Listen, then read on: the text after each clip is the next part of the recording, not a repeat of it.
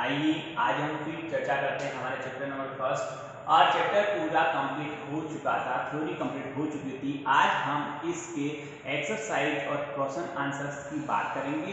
Questions में हम पढ़ेंगे कि जो जो मैंने आपको थीम पढ़ाई है उनसे रिलेटेड मैं सारी बातें आपको एक्सप्लेन करूंगा और आप उन सब बातों को ध्यान में रखते हुए उस क्वेश्चन का आंसर देंगे।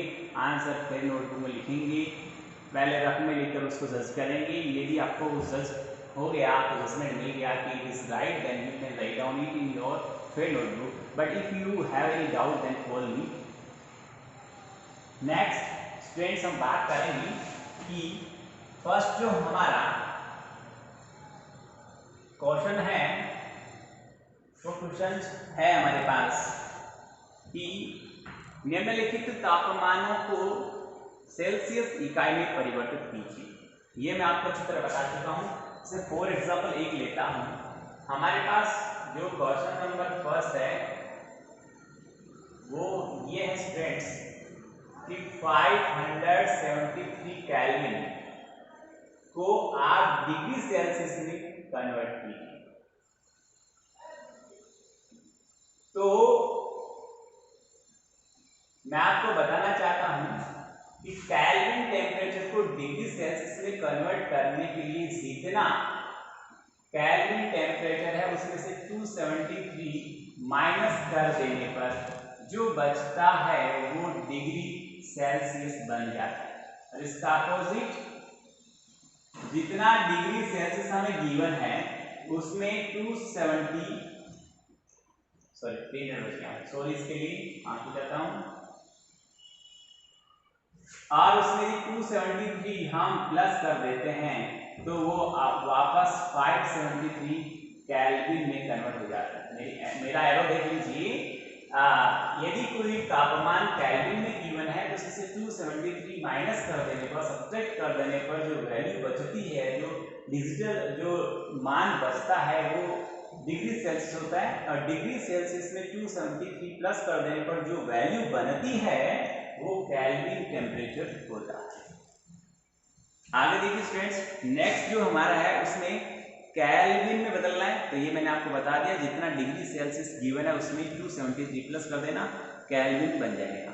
नेक्स्ट निम्नलिखित अवलोकनों हेतु कारण लिखें कि नैप्थलीन को रखा रहने देने पर यह समय के साथ कुछ भी ठोस पदार्थ छोड़े बिना अदृश्य हो जाता है। नैप्थलीन की बात करते हैं स्टूडेंट, हमारा क्वेश्चन नंबर 3 है। और स्टूडेंट यहाँ पर हम देख लेते हैं कि हमारे पास नैप्थलीन एक ऐसा पदार्थ है जो ऐसे कपूर जो होता है उसकी तरह का होता है। नैप्थलीन क्या करता है कि सामान्य टेम्परेचर पर बिना द्रव में बदले सीधा गैस में परिवर्तित हो जाता है। अब देखिए हम चर्चा कर रहे थे इसके बारे में, तो हमारे पास नैप्थलीन है, वो कह रहा है नैप्थलीन को खुले में रख दिया, थोड़ी देर बाद देखा कि वहां पर बिना कोई पदार्थ को छोड़े ये गायब हो गया। गायब इसलिए हो गया कि नैप्थलीन में ऊर्ध्वपातन का गुण पाया जाता है। उत्तर लिखना कि नैप्थलीन में ऊर्ध्वपातन का गुण पाया जाता है।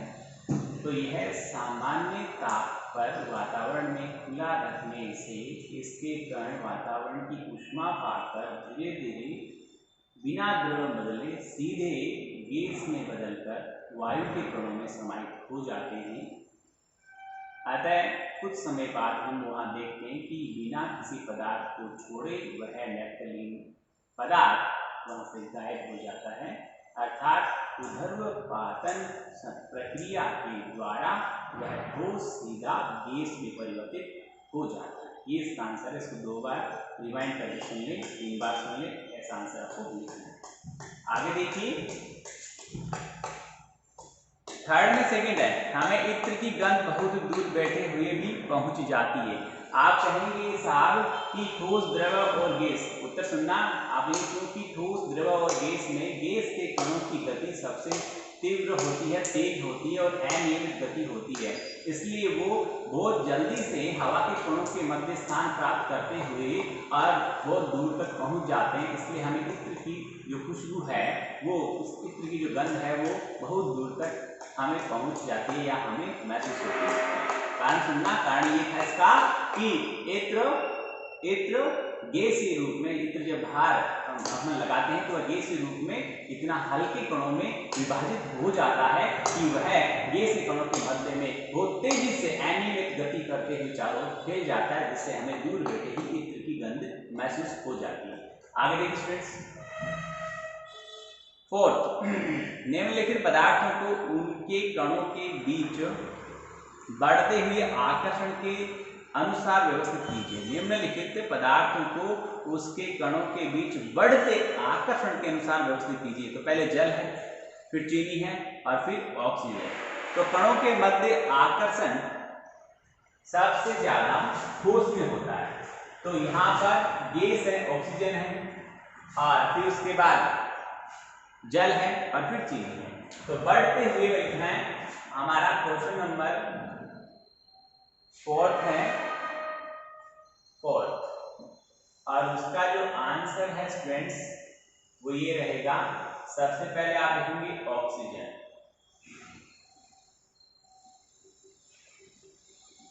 फिर लिखेंगे जल और फिर लिखेंगे चीनी।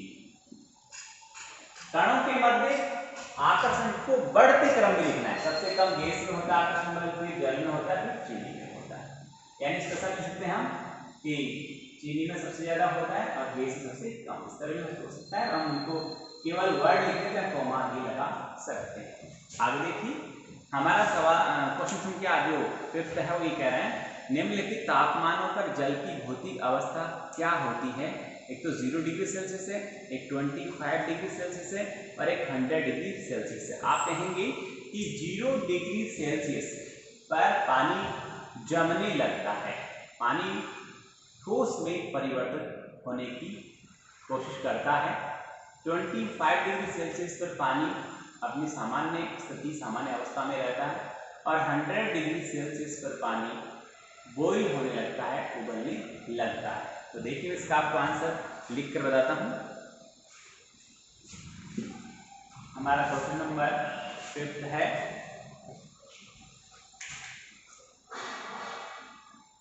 और इसके आंसर में आप लिखेंगे सबसे पहले 0 डिग्री और 0 डिग्री सेल्सियस, और यहां आप लिखेंगे कि 0 डिग्री सेल्सियस तापमान पर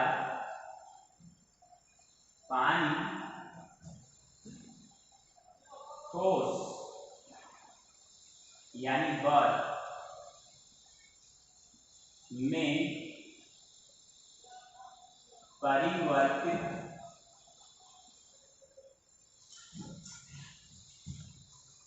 होने लगता है। ये जरूरी नहीं स्टूडेंट, ध्यान देना कि 0 डिग्री हमने उसमें थर्मामीटर डालना था, 0 डिग्री सेल्सियस टेम्परेचर आते पानी एकदम से जम गया, ऐसा नहीं होता। टेम्परेचर आया अभी तो, क्योंकि 0 डिग्री सेल्सियस टेम्परेचर पर बर्फ और 0 डिग्री सेल्सियस पानी दोनों अवस्थाएं होती हैं। पर अभी पानी है तो उसको अभी पूरे पानी को जमने में जो टाइम लगेगा, उतनी टाइम तक हम जो उष्मा बाहर निकाल रहे हैं, उसका उष्मा का जो अपन कहते हैं अवशोषित कर रहे हैं, वहां से निकाल रहे हैं बाहर, उसका उत्सर्जन कर रहे हैं, वो उत्सर्जन जारी रहेगा।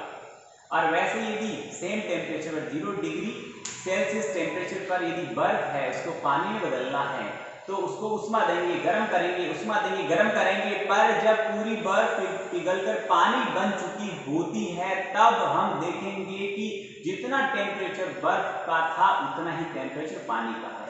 तो वो ऊष्मा कहाँ गई? वो ऊष्मा उस ठोस को द्रव में तब्दील करने के काम में आई, उस ठोस के कणों के मध्य जो आकर्षण बल था उसको तोड़ने के काम में आई, और वह ऊष्मा उन कणों के, ठोस के कणों की दूरी बढ़ाने के काम में आई, जिससे वो द्रव में बदल गया।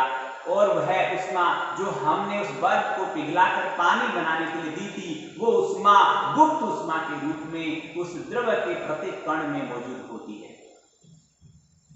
आगे देखिए, तो ऐसा यहां पर भी होगा। 0 डिग्री सेल्सियस में पानी, मैंने बोला पानी ठोस में परिवर्तित होने लगता है, अर्थात जमने लगता है। अभी जमा नहीं हुआ, प्रारंभ होता है, जमने लगता है, यानी जमने की प्रोसेस में आता है। और देखिए सेकंड है उसका strength 25 degree, second point 25 degree Celsius. इस पर पानी की क्या स्थिति रहती है इसके बारे में हम पढ़ें, तो हम लिखेंगे स्ट्रेंथ की 25 डिग्री सेल्सियस टेम्परेचर पर, तापमान पर पानी तरल अवस्था में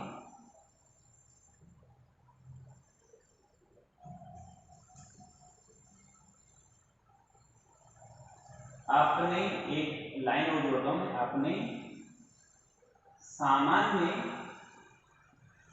गुणों के साथ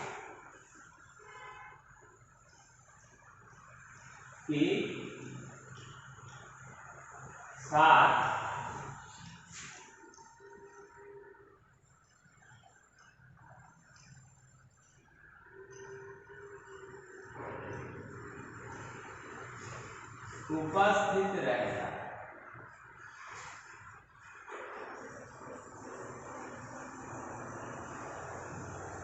और थर्ड की बात करें तो 100 डिग्री सेल्सियस, पॉइंट थर्ड है 100 डिग्री सेल्सियस पर क्या स्थिति होती है, तो हम कहेंगे स्ट्रेंथ की 100 डिग्री सेल्सियस टेम्परेचर पर कोई भी द्रव होता है, या पानी की बात करें, कोई भी द्रव, सभी द्रव तो उबलना स्टार्ट नहीं करते, पर पानी 100 डिग्री सेल्सियस टेम्परेचर पर बॉइल होना स्टार्ट हो जाता है, उबलना प्रारंभ कर देता है, प्रारंभ कर रहा है, मतलब जो ही 100 डिग्री टेम्परेचर हुआ वो उबलना शुरू हो जाए, starting temperature of boiling, that means it is called boiling point, it is called boiling point. Boiling point में किसी भी द्रव का वह पॉइंट होता है जिस पर वह द्रव उबलना प्रारंभ करता है, स्टार्ट हुआ है, not continue boiling. Continue boiling में जहां पर बॉइल होना स्टार्ट होता है उस पॉइंट को है जल के लिए 100 डिग्री टेम्परेचर। तो 100 डिग्री टेम्परेचर पानी के लिए बॉइलिंग पॉइंट है। क्वथनांक बिंदु से कहते हैं, क्वथनांक बिंदु से कहते हैं बॉइलिंग पॉइंट। तो 100 डिग्री, इसको यहां पर हम लिख दें के लिए, तो ये हमारा जो ये क्वथनांक है, और जब बर्फ का पानी में होता है तो इसे गलनांक, तो ये गलनांक बिंदु पर ही होता है। कोई भी ठोस यानी बर्फ है वो 0 डिग्री सेल्सियस पर पिघलना भी शुरू हो जाती है और जलना, दोनों स्थिति है। तो यहाँ पर ये जो गलन बिंदु है, संगलन बिंदु, उसका काम भी करता है, संगलन बिंदु का भी काम करता है। आगे देखिए 100 डिग्री टेम्परेचर हम बात करेंगे कि 100 डिग्री सेल्सियस तापमान पर पानी उबलना प्रारंभ करता है,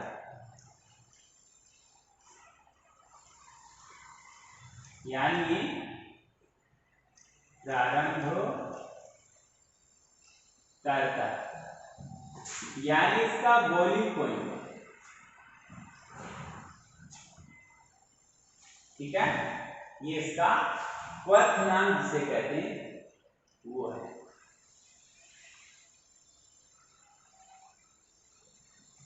ये हुआ हमारे क्वेश्चन नंबर 5 का आंसर। 6 कह रहा है पुष्टि कीजिए कारण के साथ कि जल कमरे के तापमान पर द्रव अवस्था में रहता है। इसका आप प्रयोग बता सकते हैं कि हमने एक कांच के बर्तन में, बीकर में हमने पानी लिया और उसको रूम थर्मामीटर लिया, थर्मामीटर को पानी में डाला और कमरे का तापमान हमने जांच किया और जो भी है अलग अलग जो स्थिति में अलग अलग जगह और अलग अलग ऋतु में कमरे का टेम्परेचर अलग अलग होता है।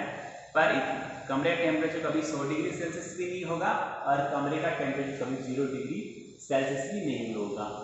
तो मतलब बहुत ज़्यादा ठंड होती है, उस स्थिति में तो हो सकता है कि 7 डिग्री और उससे कम भी हो जाए, पर रूम टेम्परेचर है वो हमेशा इतना नहीं रहता। रूम टेम्परेचर हमेशा 0 से ऊपर और 100 से नीचे ही रहता है। तो इस अवस्था में जो पानी है वो हमेशा द्रव अवस्था में बना रहता है। आगे देखिए स्टूडेंट्स, लोहे की अलमीरा कमरे के तापमान पर ठोस रहती है। तो ये भी हम एक्सप्लेन कर सकते हैं विद एग्जाम्पल, विद एक्सपेरिमेंट। आप अपने शब्दों में इसका आंसर लिखने की कोशिश कीजिए। यदि आपको स्टूडेंट्स आंसर अच्छी तरह आ जाता है, आप सेटिस्फाइड हो तो बहुत बढ़िया, वेरी गुड, आप इसको राइट डाउन करें फिर नोटबुक में, अदरवाइज कॉल करें, क्योंकि कुछ ऐसे क्वेश्चन मैं आपके लिए छोड़ूंगा जो आपकी क्रिएटिविटी को बढ़ाते हैं, वो जो आपकी माइंड की एबिलिटी को बढ़ाते हैं, आपको एक नया क्रिएशन सोच पैदा करते हैं और नई दिशा प्रदान करते हैं। सोच की नई दिशा प्रदान तभी होगी या सोच की नई दिशा आपके दिमाग को, आपके मतलब मस्तिष्क तभी मिलेगी जब आप कुछ नया करेंगे, कुछ हटके करेंगे, उसके बारे में सोचेंगे। अपने आप सोचिए, इसका आंसर लिखिए, फिर अपने आप को इसको ध्यान में बिठाइए और 2 बार पढ़िए। यदि आप संतुष्ट हो अच्छी बात है, नहीं संतुष्ट हो तो आप मुझे कॉल करिए, इसका आंसर आपको जरूर से मिलेगा। आगे देखिए स्टूडेंट्स, और स्टूडेंट देखिए मैं आपको आगे सवाल संख्या बात करता हूँ। 6 मैंने आपको दिया है, 7th भी आप कर सकते हैं चाहो तो, अच्छा है। 8 का आंसर आपको मैं लिखवा देता हूँ। देखिए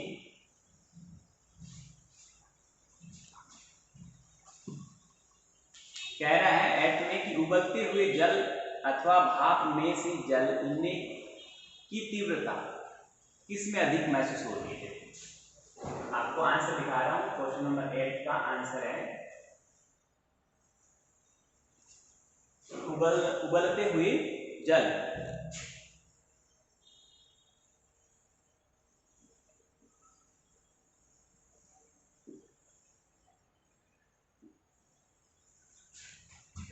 अथवा वाष्प यानी भाप जिसे बोलते हैं, भाप में से जलने ऑब्लिक जलाने की तीव्रता